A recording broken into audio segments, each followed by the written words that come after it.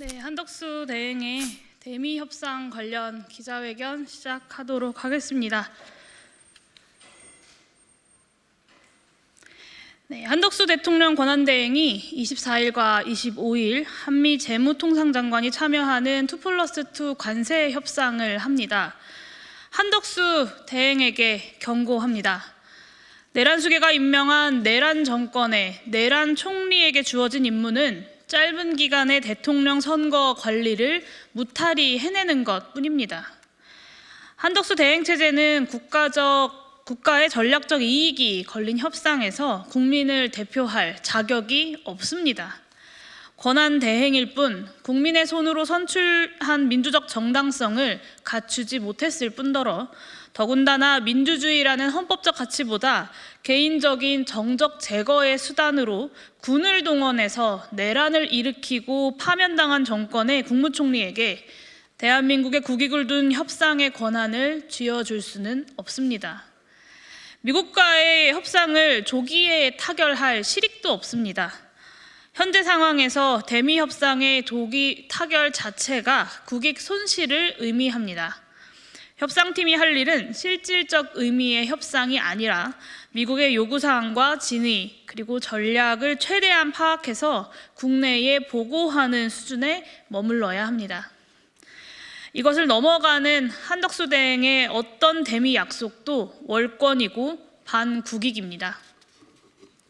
모든 정당들과 대통령 후보들은 행여 한덕수 대행 체제가 협상안을 가지고 오더라도 차기 정부가 이에 구속되지 않을 것임을 천명해야 합니다.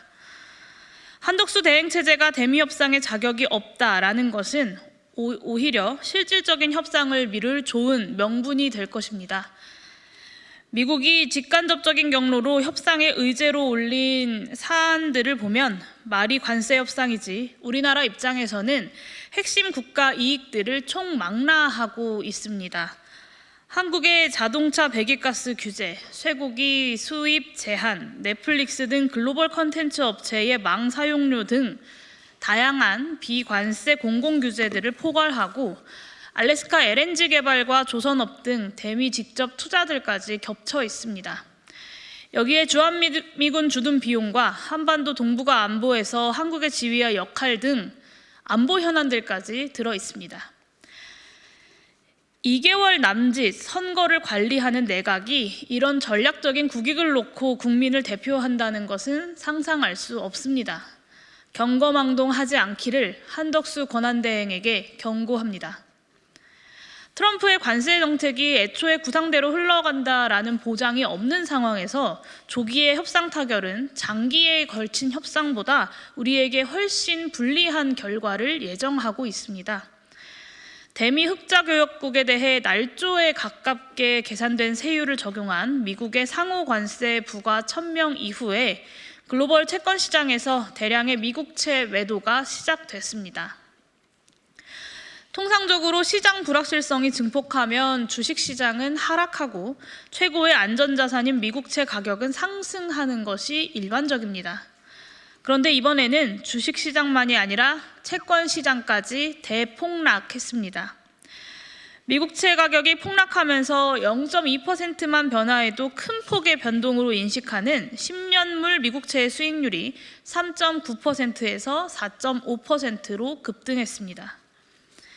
이것은 폭탄에 비유되는 상호관세 부과가 안고 있는 불확실성이 안전자산으로서의 달러 지위를 위협하는 상황을 반영한 것입니다. 주식과 채권 양쪽 모두에 걸친 금융시장의 압력으로 트럼프 행정부는 발효 13시간 만에 중국을 제외한 모든 국가에 대한 상호관세 부과의 90일 유예를 발표해야만 했습니다. 트럼프 행정부의 관세 정책 구상에서 금융시장의 반응만 예측에 실패한 것이 아닙니다. 트럼프 행정부는 1기 때의 경험을 바탕으로 관세 인상이 미국의 물가 인상으로 이어지는 것은 제한적일 것이라고 예상했습니다.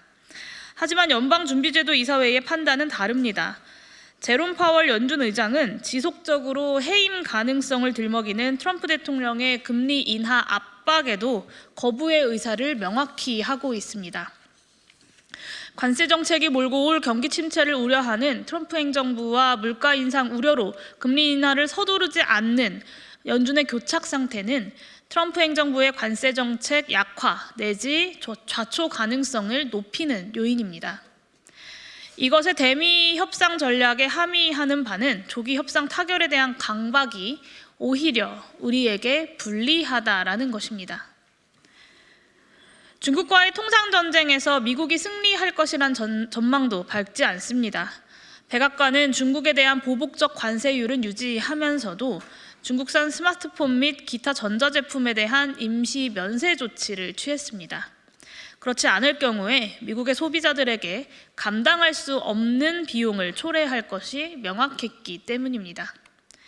이 사례의 의미를 일반화해서 이야기하자면 자유무역 세계화 시대에 구축된 글로벌 밸류체인은 대중봉쇄에 가까운 미국의 관세율 부과로 인해서 단시간 안에 재구축되지 않고 이를 너무도 잘 알고 있는 중국이 쉽게 굴복하지도 않을 것이라는 이야기입니다.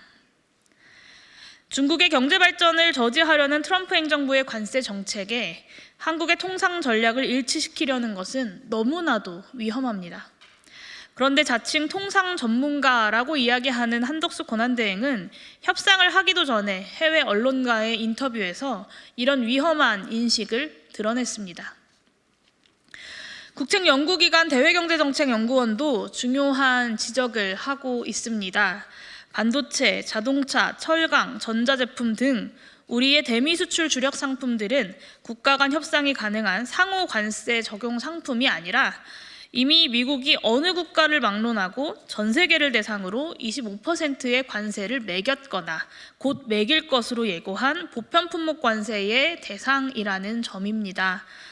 이는 협상의 조건 자체가 협상 타결로 얻어낼 이익보다 내줄 손해를 더 크게 만드는 요인입니다. 실질적인 협상을 언제까지나 미루기만 하자라는 것은 물론 아닙니다. 트럼프 행정부의 관세 정책이 구상대로 흘러가지 않고 약화하거나 또 궁극적으로 좌초되더라도 그것이 우리나라가 순수외국 지위를 누렸었던 과거의 자유무역 세계화 질서로의 회귀를 의미하지는 않을 겁니다.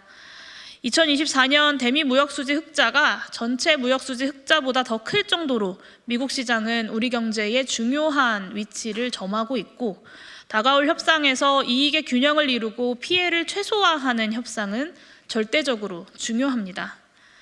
요점은 한덕수 권한대행은 지금 대한민국의 미래가 걸린 그 중요한 협상을 할 자격이 없고 협상의 조기 타결 노력이 오히려 중대한 국익의 손상으로 이어질 가능성이 너무나도 다분하다라는 것입니다.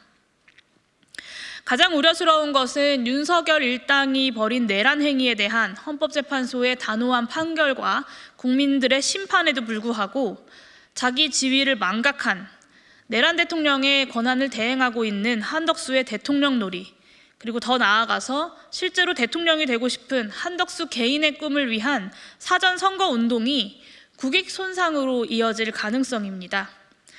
한두 가지의 생색용 이익을 얻어내고 전략적 손해를 내주는 협상안을 들고 와서는 자신의 성과로 홍보하려는 한덕수 권한대행의 매국적 동기에 대해 강력하게 경고합니다.